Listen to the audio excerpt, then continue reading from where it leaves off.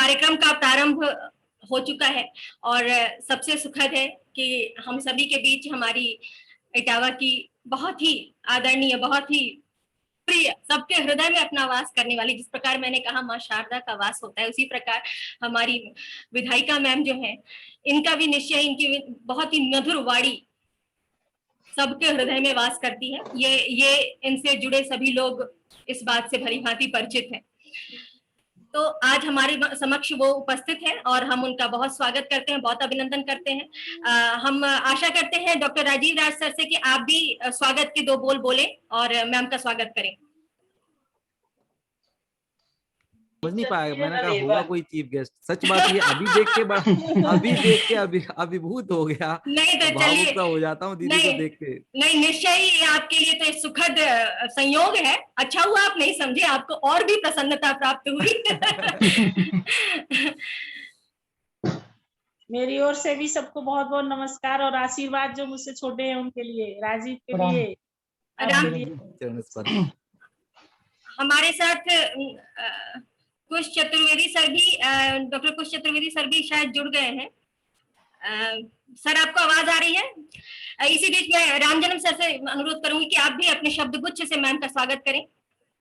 जी बहुत बहुत धन्यवाद विशा जी। और जैसा कि हम सबकी जनप्रिय विधायक और जैसा कि हम सब लोग देख रहे हैं आज इन दिनों पूरे इटावा में जो कोविड के दौरान सेवा कर रही हैं वो सचमुच प्रशंसनीय है।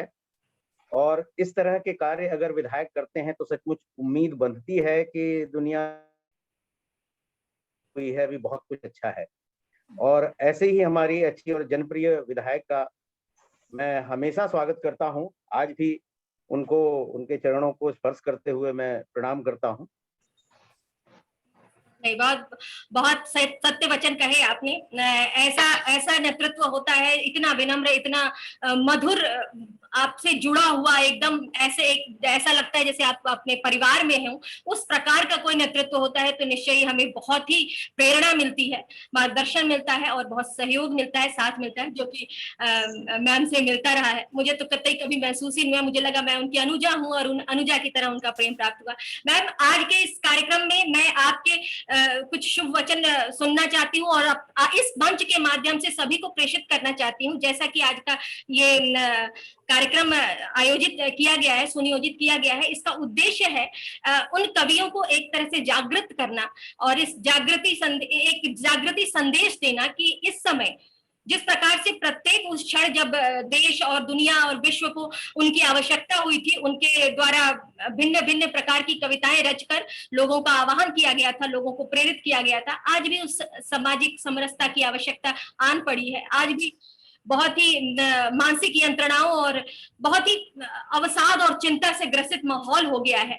तो इस माहौल से निकलने के लिए मुझे लगता है कि उन कविताओं को जीवंत करना होगा उन कवियों के हृदय में। वहां पे तो इस प्रकार से मैं आपसे आग्रह करना चाहती हूँ कि आपके माध्यम से ये बात जरूर आए इस मंच पर और मैं अनुरोध करती हूँ कि आप अपने शुभ वचन से हमें आशीर्वाद दें। मैम। ऋचा जी, बहुत बहुत धन्यवाद आपको एक अच्छा कार्यक्रम सुनियोजित कराने के लिए। आपने जिन लोगों को बुलाया वो शहर के बहुत ही महत्वपूर्ण लोग हैं, चाहे वो आदरणीय कुश चतुर्वेदी जी हों, चाहे आदरणीय राजीव राज जी हों, राम जन्म जी हों, ये सभी लोग अपने अपने क्षेत्र में बहुत ही महत्वपूर्ण लोग हैं। और इस देश में कई बार ऐसी परिस्थितियां आई जब कवियों ने और पत्रकारों ने अपने चौथे स्तंभ जो समाज के माने जाते हैं अपने भूमिका का निर्वहन ठीक से किया है।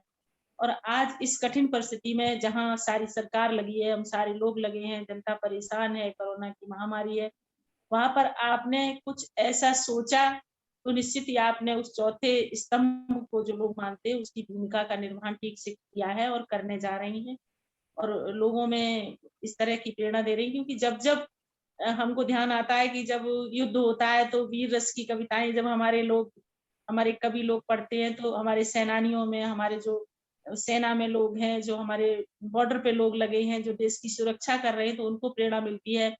हर क्षेत्र में जब कभी आवश्यकता होती है तो आप लोगों ने बहुत ही सजगता के साथ अपनी भूमिका का निर्वहन इस देश की जनता के प्रति और इस देश की समस्याओं के प्रति किया। और आज भी एक ऐसी समस्या है जिससे निश्चित ही हम सब लोग मायूस हैं। सबके चेहरे मुरझाए हुए हैं और सभी लोग परेशान हैं। सबको लगता है कि पता नहीं इस संकट से हम कैसे उभरेंगे, कैसे हमको निजात मिलेगी। और ऐसी परिस्थिति में, इस संकट की स्थिति में अगर आपने अपने एक सुंदर आवाज से और सुंदर कविता की पंक्तियों के माध्यम से समाज को इस दुख की घड़ी से, इस परेशानी की घड़ी से, संकट की घड़ी से निकलने के लिए कुछ अच्छे पल देने का जो ये सुझाव है, जो आपका ये कार्यक्रम है जिसका संयोजन आपने किया, मैं बहुत बहुत आशीर्वाद और बहुत धन्यवाद देती हूँ बहुत आपको और आपके सारे मंचीय कवियों को। मेरी तरफ से बहुत शुभाशीष, बहुत धन्यवाद, बहुत शुभकामनाएं। और ये भी कहती हूँ कि इटावा की प्रतिनिधि आप सब लोगों ने मुझे बनाया, और कहीं भी किसी भी स्तर पर अगर मेरी आवश्यकता आप सबको लगे तो निश्चित ही मैं आपके साथ कंधे से कंधा मिलाकर खड़ी हूँ। ये भी आश्वासन आप सबको देने की बात। बहुत बहुत आभार, बहुत आभार। आपके ये शुभ वचन के लिए हम तरस रहे थे। हमें पता था कि हमारे कर्ण में शहद की तरह मधु घोल देंगी आप, और वही हुआ। आपकी प्रेरणा सदैव हमें बल देती है।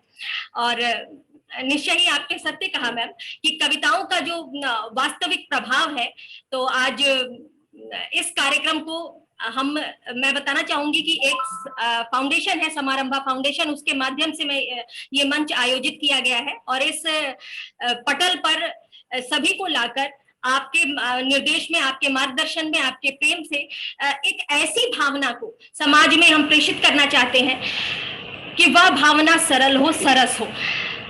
कहीं भी किसी भी बिंदु पर वो उसका कोई राजनीतिकरण नहीं है, कहीं भी किसी बिंदु पर उसका कोई ऐसी भावना नहीं है जिसमें लोभ की भावना हो या व्यक्तिगत लाभ की भावना हो। मात्र समरसता की भावना हो, सामाजिक कल्याण की भावना हो। उस भावना के साथ कविताओं को लेकर हम देश के कल्याण में अपना योगदान दें। आप सब अपने अपने क्षेत्र में कार्य कर रहे हैं, आपके पास कार्य का एक व्यापक स्वरूप है, लेकिन आम जनमानस के पास शायद वो स्वरूप नहीं है। उसके बावजूद हम इस कविता के माध्यम से या एक दूसरे को आपस में सहयोग के माध्यम से वो बल प्रदान करके, मानसिक सशक्तिकरण प्रदान करके हम उस युद्ध में अपना योगदान दे सकते हैं। आज भी हम यहाँ इसीलिए उपस्थित हुए हैं मैम, और बहुत आभार आपके सुंदर वचनों के लिए। हमारे साथ ये डॉक्टर कुश चतुर्वेदी सर भी जुड़ चुके हैं। राजनीतिक क्षितिज पर रहकर भी वक्तृता उनकी इतनी प्रखर हुई है कि उन्हें सुनने के बाद प्रायः उनका हम वीडियो सुनते रहते हैं, बड़ा अच्छा लगता है। और हम ये कह सकते हैं कि वास्तव में बहुत ही प्रखरता के साथ अपनी बात रखना उन्हें आता है। जी जी सर, इटावा एक ऐसी जगह है। आज आपने ऋचा जी, ये जरूरी नहीं है कि शंखनाद के लिए कोई बहुत तेजस्वी स्वर सामने आए तब कोई शंखनाद हो। दुनिया में जितनी भी क्रांतियां हुई हैं, दुनिया में जितने भी बदलाव हुए हैं, वे हम आप जैसे साधारण लोगों ने किए हैं। ये इस समय विषाद का माहौल है और लोग घरों में हैं, घर के अंदर कैद हैं।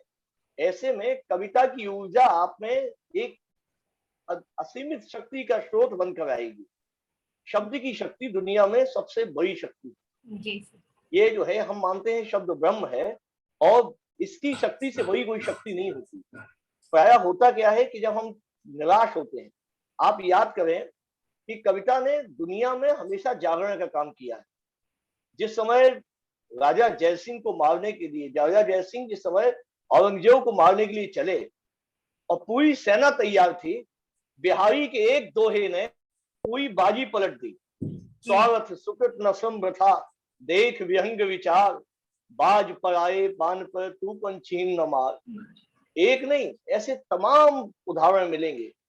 पूरा कविता कभी भी राजसत्ता से बहुत अधिक पराश्रित नहीं रही। हम हमेशा इस बात को मानते हैं कि हमने राजाओं को शक्ति प्रदान की है।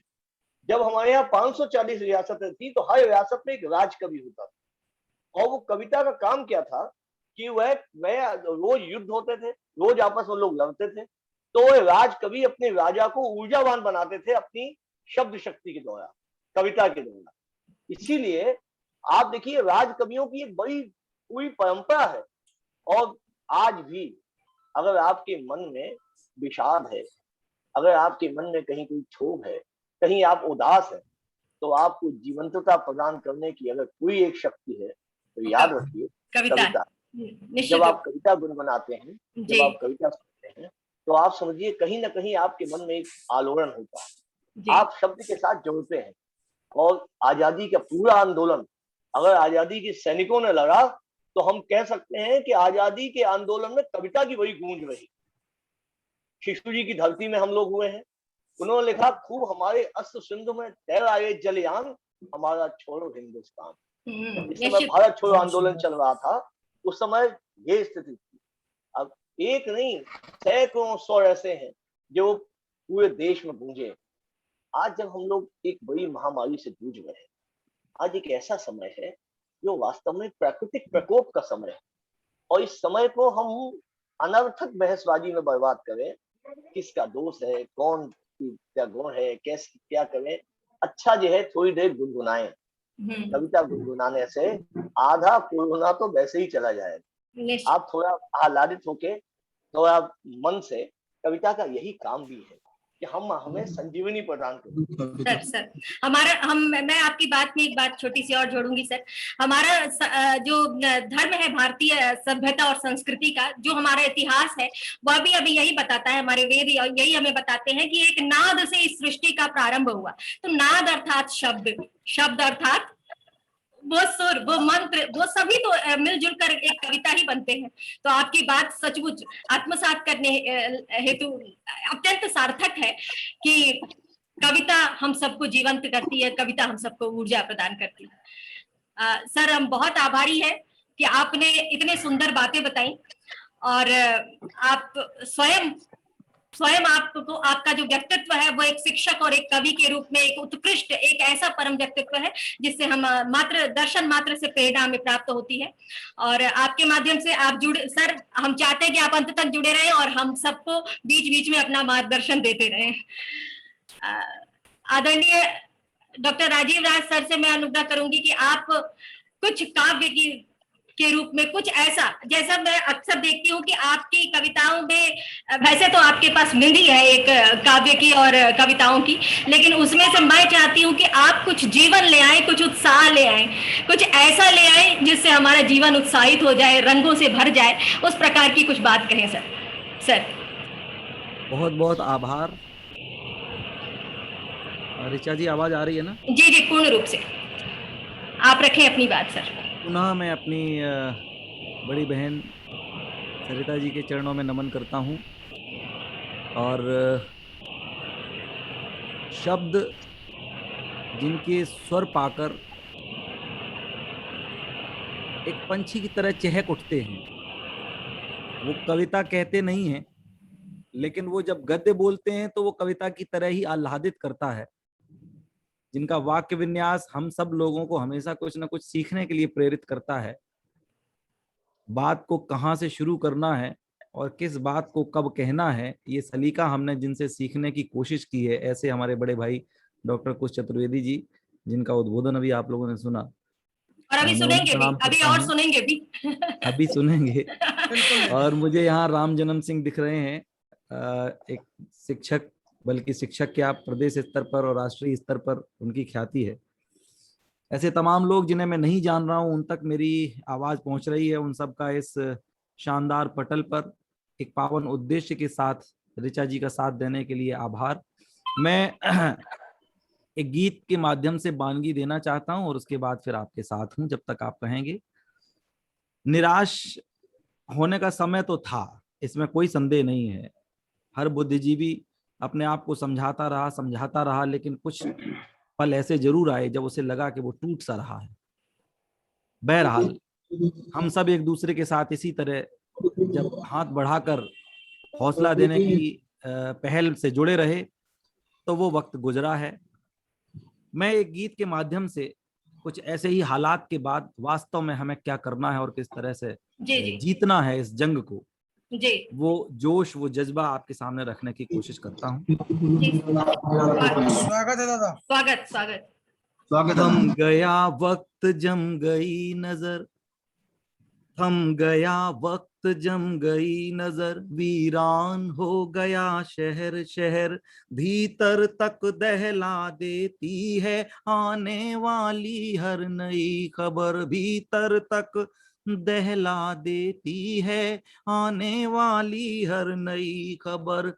ऐसे प्रतिकूल समय में भी, ऐसे प्रतिकूल समय में भी जो व्यक्ति न संयम खोता है, तारीख तिलक करती उसका, बस वही विजेता होता बहुत है। सुंदर, बहुत सुंदर। तारीख बहुत सुंदर। तिलक करती उसका, बस वही विजेता होता है। अद्भुत। थम गया वक्त, जम गई नजर। और बंद सौंपता हूँ स्वागत कि है। बस्ती बस्ती हर गली गली सन्नाटे ही सन्नाटे हैं। बस्ती बस्ती हर गली गली सन्नाटे ही सन्नाटे हैं। जो खुद को खुदा बनाने की जिद में मानव ने बांटे हैं। पुरखों की संस्कृति आंगन की, तुलसी को तजना दानी में। फैशन का व्यसन लगा बैठा, बोए गमलों में कांटे हैं। फैशन का व्यसन लगा बैठा, बोए गमलों में कांटे हैं। अमृत फल पाता वही कि जो, अमृत फल पाता वही कि जो परहित का अमृत बोता है। क्या बात, क्या बात। तारीख तिलक करती उसका, बस वही वही विजेता होता है। है। तारीख, बहुत सुंदर, तो जो बहुत कुछ भी घटा है उसमें कहीं ना कहीं इंसान की अपनी कमियां रही, खामियां रही, लेकिन ये वक्त समीक्षा का है, आत्मचिंतन का है, आत्मावलोकन का है, और उसके बाद पुनः उठ के खड़े होने का है। सचिन जैसे नौजवान जब एक आवाज पर मदद के लिए आगे आते हैं, तो मुझे लगता है कि संस्कार किस तरह से हम लोग जीवित रखे हुए हैं अपने अंतर्मन में, और यही बहुत हौसला है धन्यवाद। जिसने गिरती हुई और बिखरती हुई मानवता को संभालने की कोशिश की है। नहीं। मैं बंद पढ़ता हूं जी जी, स्वागत। कि संतुलन बनाती रही सदा, है यही प्रकृति की प्रकृति सुनो। वाह, संतुलन बनाती रही सदा, है यही प्रकृति की प्रकृति सुनो। मानवता पर ही ले आई संकट, मानव की प्रगति सुनो। कोरोना काल मिला सुन लो, कर्मों की सही समीक्षा को। कोरोना काल मिला सुन लो, कर्मों की सही समीक्षा को। यदि अब भी चेता नहीं मनुज, तो काल बनेगा नियति सुनो। यदि बहुत सुंदर। अब भी बहुत चेता नहीं मनुज, तो चेतावनी है। काल बनेगा नियति सुनो। ओछे पद चिन्ह स्वयं के जो, अनुभव के जल से धोता है। तारीख तिलक करती उसका, बस वही विजेता होता है। बहुत सुंदर। और अंतिम बंद सौंपता हूं जी जी, स्वागत है दादा। कि पीड़ा बढ़ते बढ़ते पर्वत होगी, तो गंगा निकलेगी। ये जरूर है कि परिस्थितियां इस समय कुछ नासाज दिखी, लेकिन ये बात भी ध्यान रखनी चाहिए कि जब पीड़ा बढ़ के पर्वत होगी, तभी गंगा जैसा कुछ आएगा। कि पीड़ा बढ़ते बढ़ते पर्वत होगी, तो गंगा निकलेगी। आंसू के ओस कणों पर ही किरणों की टोली थिरकेगी। आंसू के ओस कणों पर ही किरणों की टोली थिरकेगी। कुछ वक्त भले लग जाएगा गत के गर्तों को भरने में, कुछ वक्त भले लग जाएगा गत के गर्तों को भरने में, पर सुबह सलोनी खुशबू से सबका मन आंगन भर देगी। पर सुबह सलोनी खुशबू से सबका मन आंगन भर देगी।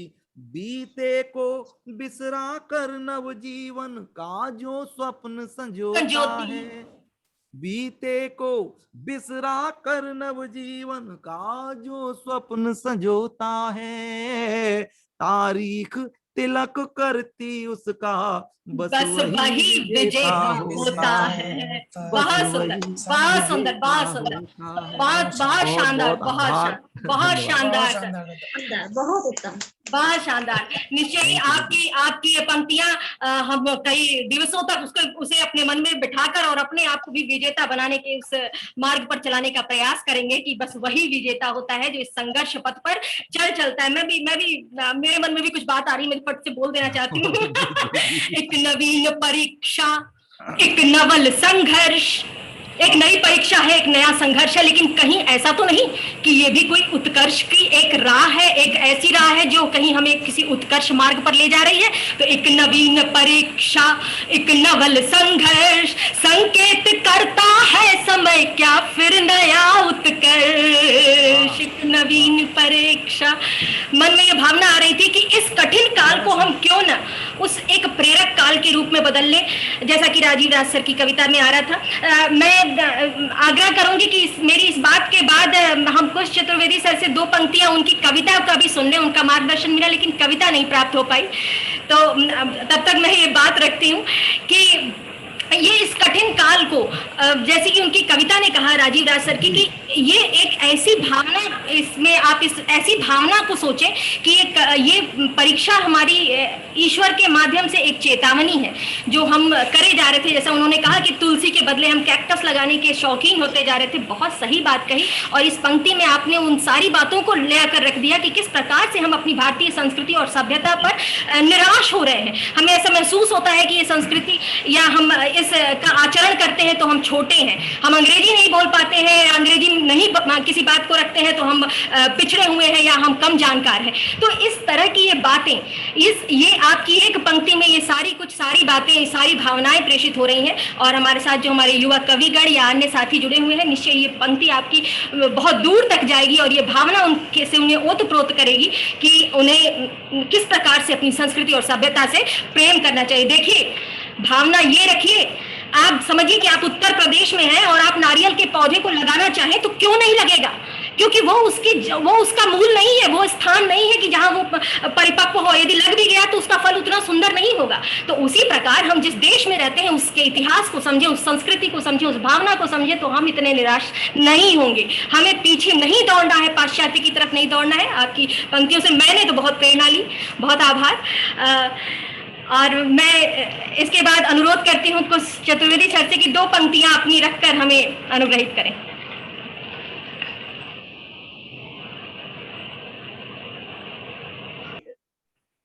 घर में देश, और इस किताब की भूमिका आदरणीय केशीनाथ त्रिपाठी जी ने लिखी है।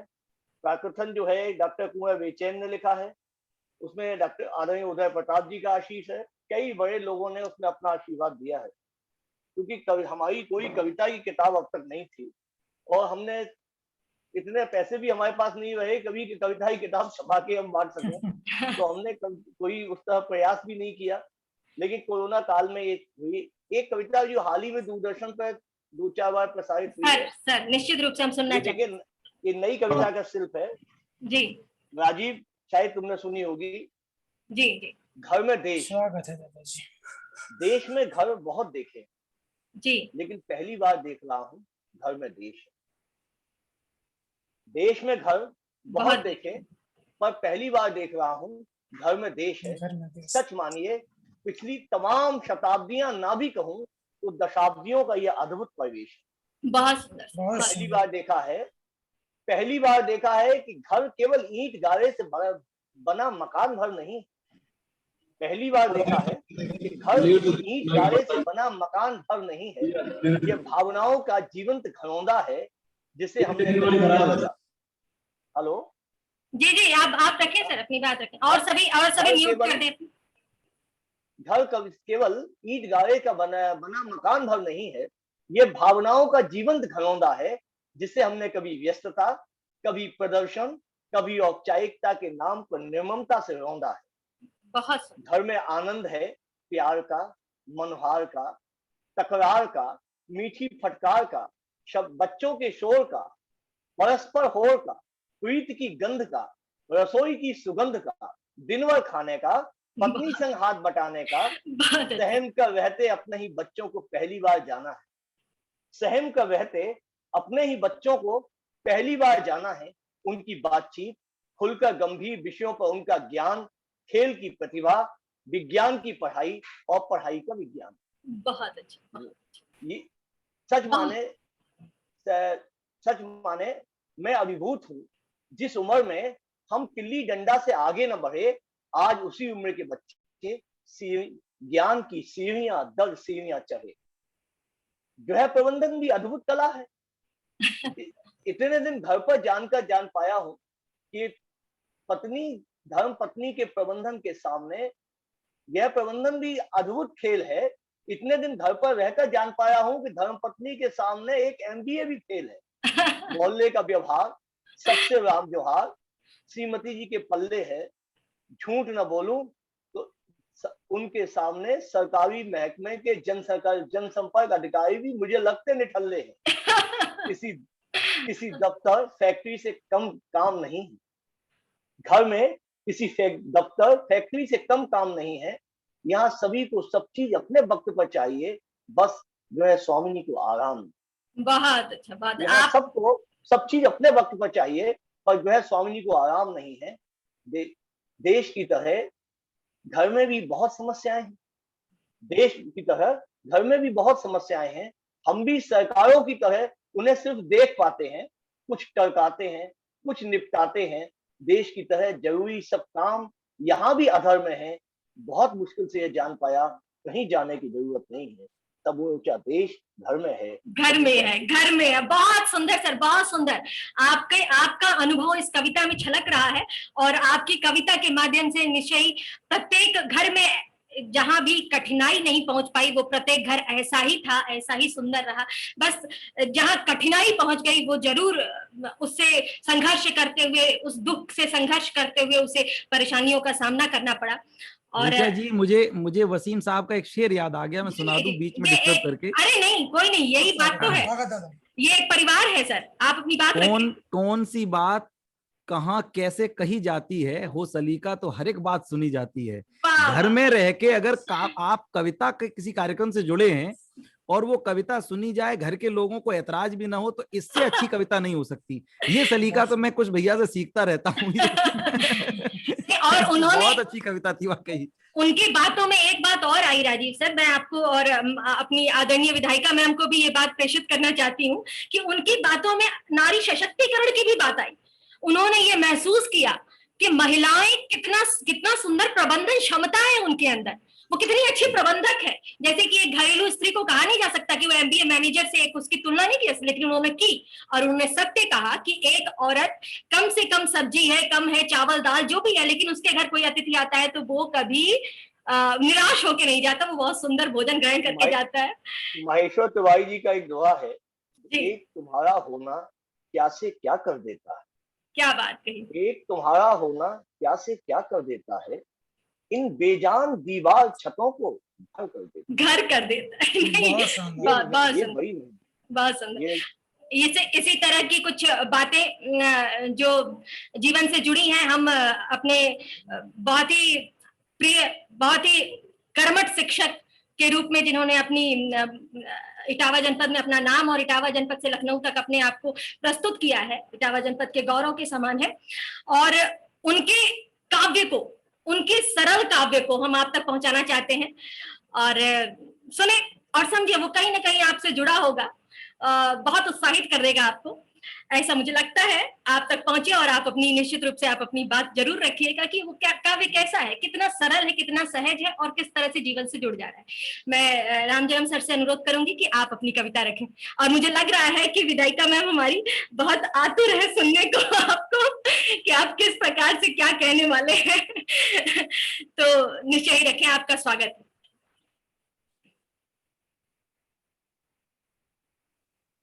जी धन्यवाद। और इस ऑनलाइन प्लेटफॉर्म में आदरणीय विधायक जी और सभी साथियों को, आदरणीय कुश चतुर्वेदी जी जिनसे बहुत कुछ सीखने को मिलता रहता है, राजीव जी और बाकी सभी साथी। और मैं कोई बहुत कवि नहीं हूँ, लेकिन छोटे मोटे थोड़े बहुत ऑब्जर्वेशंस हैं जो मैंने देखा और वो उन कविताओं के माध्यम से निकल पड़े हैं। अभी हाल में जो बीमारी आई, बहुत अच्छे, बहुत कवि नहीं है, एक अच्छा व्यंग्य है। मुझे तो लगता है कि प्रत्येक हृदय ही एक काव्यात्मक हृदय होता है, एक कवि का हृदय होता है। बस शब्दों का चुनाव कुछ लोग जो कर पाते हैं वो कवि कहलाने लगते हैं। आपकी कविता के लिए हम आतुर हैं, आप कविता प्रस्तुत करें और हमें आह्लादित करें हम सुनने के लिए। तो ये कविता कुछ ऐसी पृष्ठभूमि पे है कि जैसे ये बीमारी आई और इस बीमारी में इंसान को आभास हुआ कि ये इंसान जो है वो बुलबुला है पानी का, और इस आपदा में कई लोगों ने उसको अवसर भी बनाया और कई के जो जीवन यापन के अवसर थे वो खत्म भी हो गए। कुछ लोगों ने राजनीति में अफवाहें उड़ाई और अफवाहें उड़ा के कितने लोगों का जीवन संकट में डाला।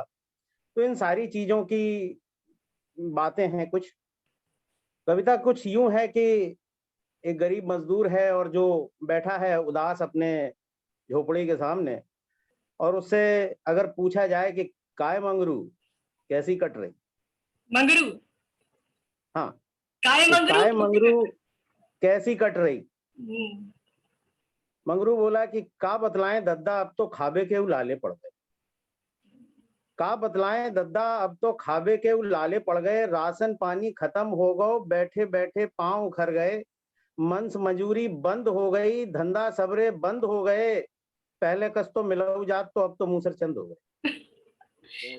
बहुत अच्छे, बहुत अच्छे। बहुत सुंदर। सहज अभिव्यक्ति। करुण भावना को कितनी सहजता से आपने ले आए हैं और एक आम व्यक्ति की भावना को। सर स्वागत है।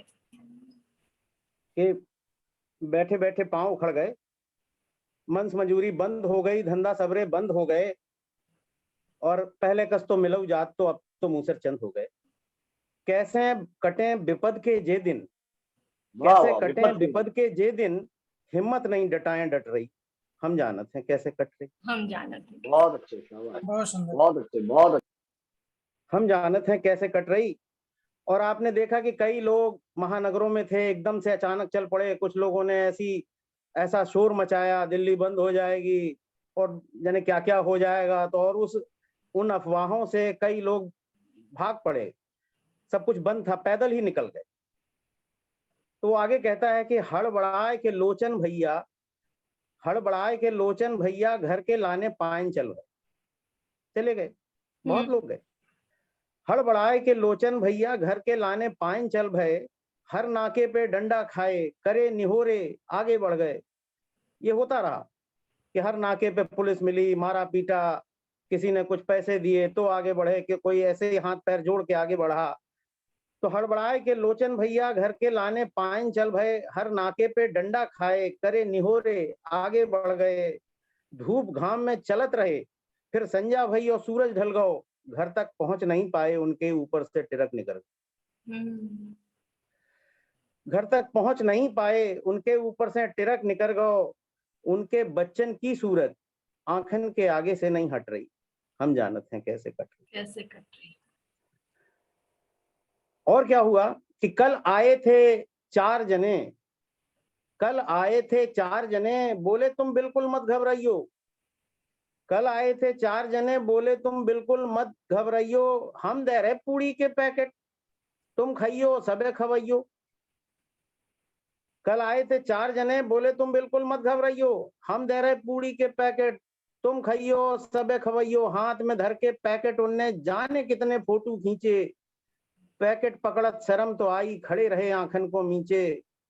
और सुनी है उनकी बोई सेल्फी, फेसबुक पे बहुत ही हिट रही। वाह, हम क्या जानते हैं कैसी है। कौन सी बात आपने बहुत उठाई, कौन सी बात आपने उठाई। निश्चय ही आपने एक ऐसी बात उठाई कि बहुत सुंदर, अद्भुत बात उठा दी आपने, कि जो ये है कि हम वास्तव में ऐसी तस्वीरों को देखकर भारतवर्ष की भूमि पर, नहीं एक भारत की भूमि पर भारतीय के द्वारा एक ऐसी तस्वीर को देखकर हम शर्मिंदा हो जाते हैं निश्चय ही कि।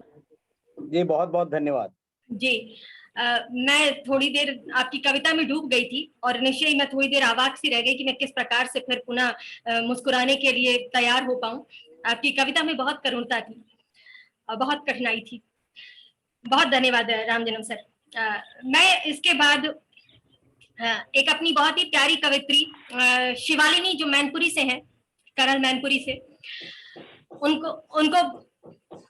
उनको बुलाना चाहती हूँ। उनका वो दिख नहीं रही है मुझे। हाँ, वर्ष का उत्थान, सिर्फ मैं मैनपुरी या करहल की बात नहीं कर रही, मैं इसी बात कर रही हूँ कि संपूर्ण भारत वर्ष का उत्थान हो, उस प्रकार से अपनी कलम में तेज लाओगी। बहुत आशीर्वाद के साथ तुम अपनी कविता प्रारंभ करो बेटा। आप सभी को मैं सादर प्रणाम करती हूँ और आज की होस्ट आदरणीय ऋचा दीदी जी को हार्दिक नमन करती हूँ। मैं उनकी फेसबुक देखती रहती हूँ। वो एक बहुत ही अच्छी नारी सशक्तिकरण का बेहतर उदाहरण है। मैं कोटि कोटि नमन करती हूँ। पहली मुलाकात आज ऑनलाइन हुई है। मैं चाहती हूँ कि कभी ऑफलाइन भी हमारी मुलाकात हो आपसे। और आदरणीय हमारी सरिता मैम को प्रणाम करती हूँ। मैं मैम को याद दिलाना चाहती हूँ, शायद उन्हें अपनी बात रखो शिवालिनी, और हम सभी का आशीर्वाद तुम्हारे साथ है। शुरू जी, करो। सभी का आशीर्वाद चाहते हुए मैं नारी सशक्तिकरण को प्रेरित करते हुए एक कविता प्रस्तुत करना चाहती हूँ। आप सभी से आशीर्वाद चाहती हूँ कि उठाओ शस्त्र हाथ में, कौतुक जग को दिखाना है। मैं कलम को शस्त्र बनाते हुए प्रेरित करना चाहूंगी आप सभी को। बहुत अच्छी बात। वो उठाओ हाथ में, कौतुक जग को दिखाना है। दुशासन दुर्योधन बढ़ गए, मिलकर सबको हराना है। दुशासन दुर्योधन बढ़ गए, मिलकर सबको हराना है। चलो बने रणचंडी, अब हाथों में खड़ग उठाना है। कौए काऊ काऊ करते, मिलकर के मौन कराना है। कौए काऊ काऊ करते, मिलकर के मौन कराना है। अच्छे से आ रही है बेटा। सम्मानित मंच और आदरणीय ऋचा दीदी, सचिन भैया और राजीव राधा दादा से मैं परिचित हूँ। उनके साथ सभी को प्रणाम करता हुआ आपके वंदन और अभिनंदन की 4 पंक्तियां पढ़ता हूँ, 12 पंक्तियां पढ़ूंगा। आप सभी का आशीर्वाद। मां शारदे को नमन, ईश वंदन करूं। मां शारदे को नमन, ईश वंदन करूं। रोलिया क्षत के संग पुष्प चंदन करूं। रोलिया क्षत के संग पुष्प चंदन करूं। है उपस्थित यहाँ जो भी प्रियवर मेरे, है उपस्थित यहाँ जो भी प्रियवर मेरे। शब्दों से आपका मैं अभिनंदन करूं। शब्दों से आपका मैं अभिनंदन करूं। बहुत आभार। कि दिल पे गुजरी है जो वैसा लिखता हूँ मैं। दिल पे गुजरी है जो वैसा लिखता हूँ मैं। यारों की बस मुहब्बत पे बिकता हूँ मैं। यारों की बस मुहब्बत पे बिकता हूँ मैं। है नजरिया तुम्हारा और निगाहें हैं किधर। है नजरिया तुम्हारा और निगाहें हैं किधर। जैसा देखोगे तुम वैसा दिखता हूँ मैं। जैसा देखोगे। बढ़िया है, बहुत अच्छा। बहुत अच्छा, बहुत 4 पंक्तियां प्रेम की सुन लीजिए, उसके बाद एक बेटी की एक मुक्तक है वो सुन लीजिएगा। बस इतना ही पढ़ूंगा। कि प्रेम एक भाव है, प्रेम एहसास है। प्रेम एक भाव है, प्रेम एहसास है। प्रेम संकल्प है, प्रेम विश्वास है। प्रेम संकल्प है, प्रेम विश्वास है। फासले हैं बड़े आंकड़ों में मगर, फासले हैं बड़े आंकड़ों में मगर। तन मेरे पास है, मन तेरे पास है। मेरे पास है, बढ़िया पढ़ रहे हो। मन मेरे पास है। बहुत सुंदर, बहुत सुंदर। चार बहुत पंक्तियां दीदी बेटियों के लिए निवेदित करना चाहता बस हूँ। बस बस, बहुत अच्छा बहुत अच्छा बहुत अच्छा बेटा। हाँ, शुरू करें। कि कोख में लिंग परीक्षण कराया जाता है, कोख में लिंग परीक्षण कराया जाता है, रिश्तों को तौल के पैसों से लाया जाता है, रिश्तों को तौल के पैसों से लाया जाता है, कि बेटियां घर की लक्ष्मी है लोग कहते हैं, बेटियां घर की लक्ष्मी है लोग कहते हैं, फिर यहाँ बेटियों को क्यों जलाया जाता है, फिर यहाँ बेटियों को क्यों जलाया जाता है। बहुत बहुत प्रणाम। बहुत अच्छा बेटा, बहुत अच्छी बात कही आपने शिव भानु। और सबसे अच्छी बात है कि आप एक युवक हैं, और युवक के माध्यम से जब इस प्रकार की बात आती है तो महिलाओं को के लिए जब इस प्रकार की भावना युवा पीढ़ी के युवक में आती है, एक पुरुष में आती है, तो हमें आत्मबल मिलता है कि हमारे आने वाला समय बहुत सुंदर है। और पिछले दिनों में और डेली के 4 से 5 हजार सैंपल हम लोग लगाते हैं मैम। तो नफीस जी हमारा प्रणाम आप स्वीकार करें। सर्वप्रथम हम सभी की तरफ से आप प्रणाम स्वीकार करें। और सचिन भी जिस प्रकार से कार्य कर रहे हैं, आप कोरोना योद्धा हैं, और आपको हमारा प्रणाम कि आप इस प्रकार की जगह से आप कार्य करते हैं, और आपकी वजह से सब कुछ हम लोग सामान्य हो रहे हैं धीरे धीरे। तो हमारा प्रणाम स्वीकार करें। जी मैम, मैं एक दिन लैब में बैठा था और डेली के मैम टावर स्टिक के अपने आसपास के जितने भी सैंपल आते हैं, डेली 4 से 5 हजार सैंपल होते हैं मैम जी। तो उसके बाद अब तो खैर मैं आपको ये जानकारी खुश नसीबी देना चाहता हूँ कि अब पॉजिटिविटी बहुत कम हो गई है। तो जितना पॉजिटिव केस निकल रहे थे अब नहीं निकल रहे हैं। ये मैं मतलब लैब के अंदर का डाटा बता रहा हूँ आप लोगों को। नहीं, कोरोना पॉजिटिविटी कम हो रही है और हास्य की पॉजिटिविटी बढ़ रही है, सुख की पॉजिटिविटी बढ़ रही है।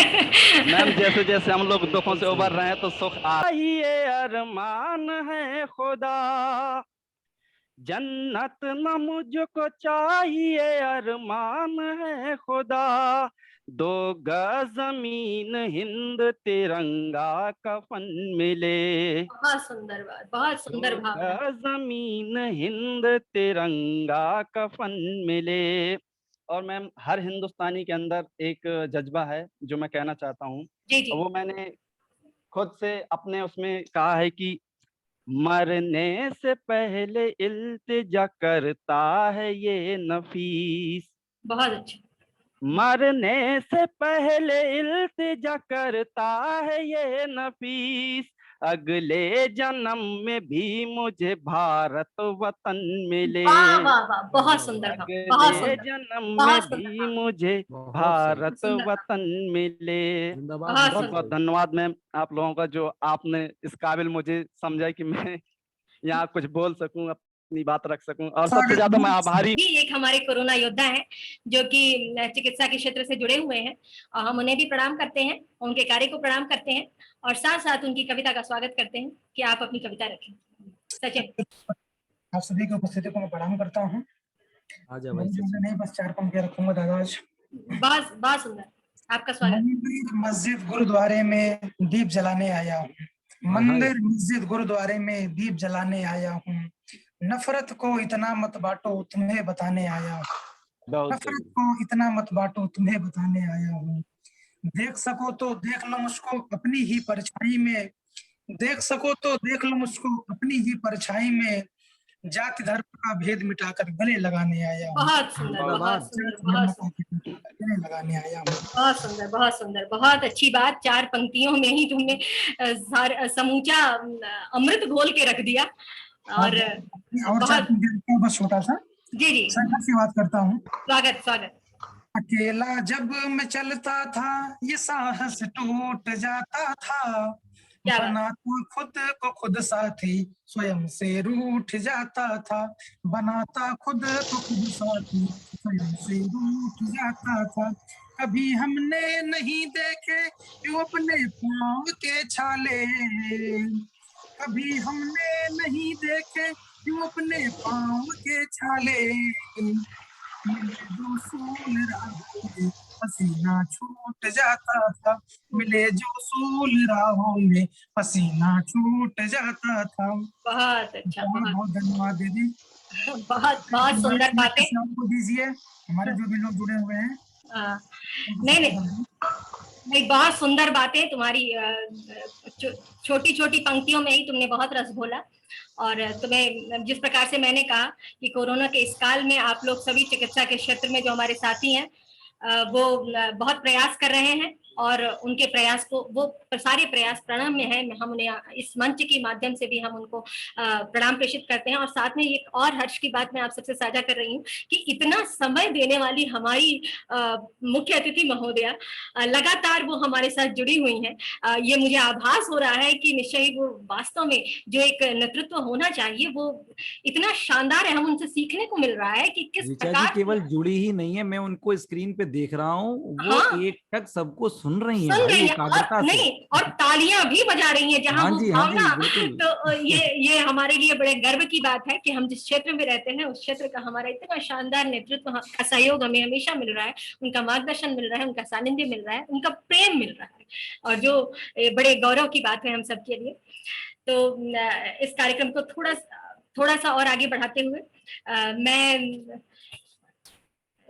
ऋषिकेश जी को, सुमन शर्मा जी, आपको आवाज आ रही है? सुमन शर्मा जी, मथुरा से है सुमन शर्मा जी, आपको आवाज आ रही है? शायद नेटवर्क इशू है उनके पास। हाँ, तो सुमन शर्मा जी को हमारी आवाज नहीं मिल रही। ऋषिकेश जी, आपको आवाज आ रही है? हाँ दीदी, हमको आवाज मिल रही है। तो आप अपनी बात संक्षेप में रखें, जिससे हम कार्यक्रम के अंतिम पड़ाव तक पहुंच चुके हैं, और हम माननीय विधायिका महोदया का भी बहुत समय लिए। तो इस प्रकार से आप अपनी बात रखें। सबसे पहले मैं बक्सर की धरती से, जहां तारका का वध हुआ था और राम तारका का वध किए थे, आदरणीय सरिता भदौरिया जी, ऋचा दीदी एवं सभी को मैं प्रणाम करता हूं, और खासकर सचिन भैया को धन्यवाद देना चाहूंगा कि हमें इस मंच से जोड़ने के लिए। और मैं अपना शुरुआत नारी शक्ति को प्रणाम करते हुए नारी शक्ति पर कुछ दोहा से शुरुआत करूंगा।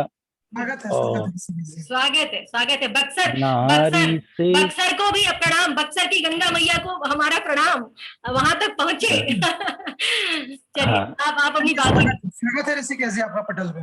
नारी से सबको मिला जीवन का वरदान, नारी से सबको मिला जीवन का वरदान, माँ बन कर देती सदा ममता की पहचान, की पहचो भाता नहीं मात पिता का संग, मात पिता का संग। और आज का रिश्ता का क्या हाल हो चुका है, इस पर एक दोहा है कि रिश्ता अब तो बन गया मतलब का आधार, रिश्ता अब तो बन गया मतलब का आधार, अपनों में दिखता कहाँ सच्चा वाला प्यार, सच्चा वाला प्यार। बहुत अच्छी, और देखें आगे इन बहुत अच्छी बातें रखी हमारे बहुत प्रिय युवा साथी ऋषिकेश ने, बक्सर से, वो भी बिहार से रखे। बहुत दीदी दीदी हाँ बताएं। एक मुक्तक रखना चाहेंगे?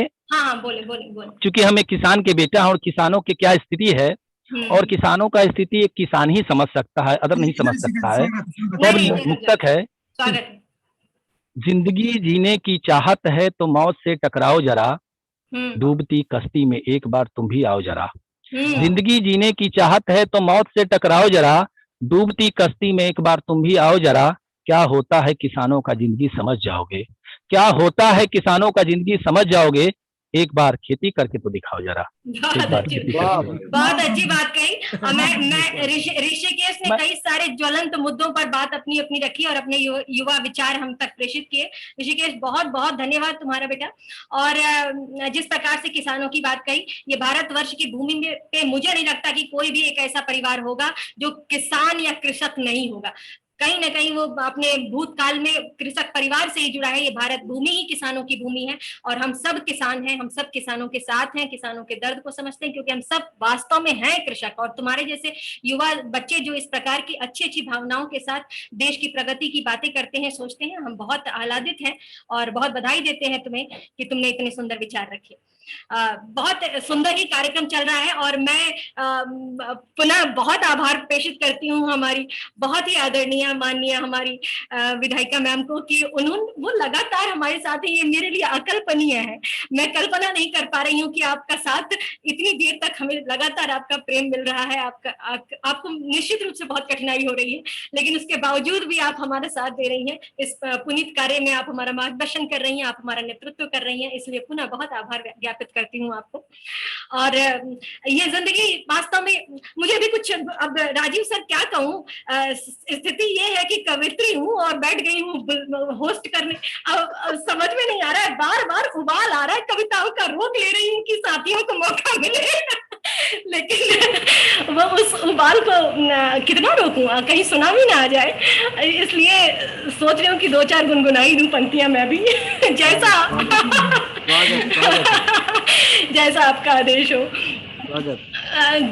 चूंकि कार्यक्रम अंतिम बेला की रोज ही कुछ जोड़ देती है कहानी में, जब जहां चाहे नए मोड़ देती है कहानी में, जब जहां चाहे नए मोड़ देती है कहानी में, जिंदगी रोज ही कुछ जोड़ देती है कहानी में। और आज मेरी कहानी में आप सब जुड़े, आप सबका साथ मिला, आप सबका प्रेम मिला, आप सबके काव्य साथ मिला।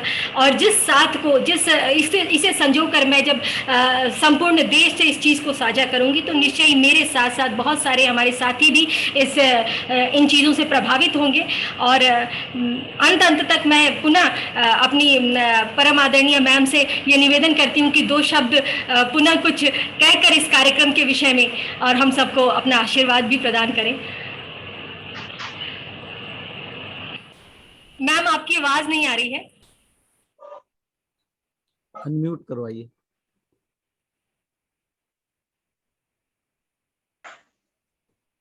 आवाज आ रही है रिचा? जी जी जी मैम, जी मैम। जी दीदी आ गई। आदरणीय कुश जी ने, राजीव राज जी ने, राम जन्म जी ने, आप सबने बहुत अच्छी कविताएं कही और बहुत अच्छी प्रेरणादायी बातें कही, जो वास्तव में इस संकट की घड़ी में सभी लोगों ने सुना होगा, सबको प्रेरणा प्राप्त होगी।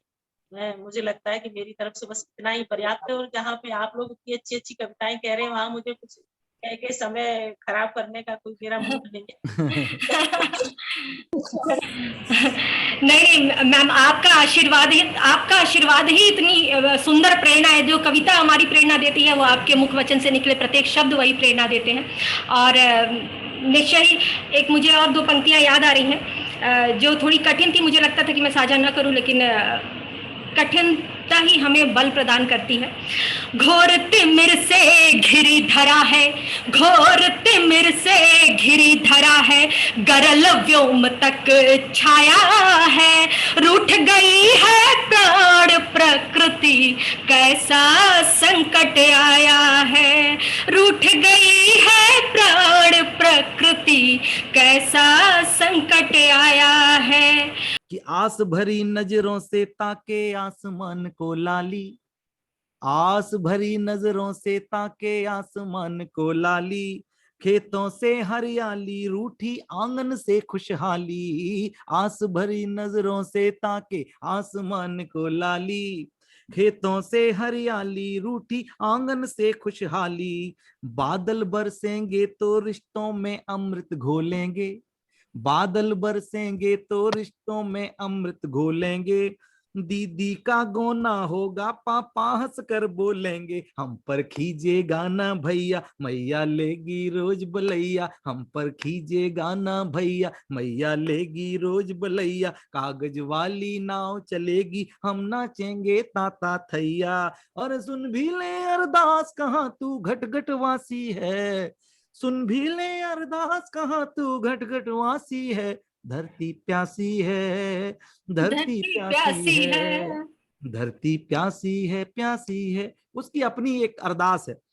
अब एक चरण और आगे बढ़ता हूं कि सौंधी सौंधी माटी महके बीत गए हैं बरसों, कोई और भी है जो उन्हीं बादलों की प्रतीक्षा कर रहा है।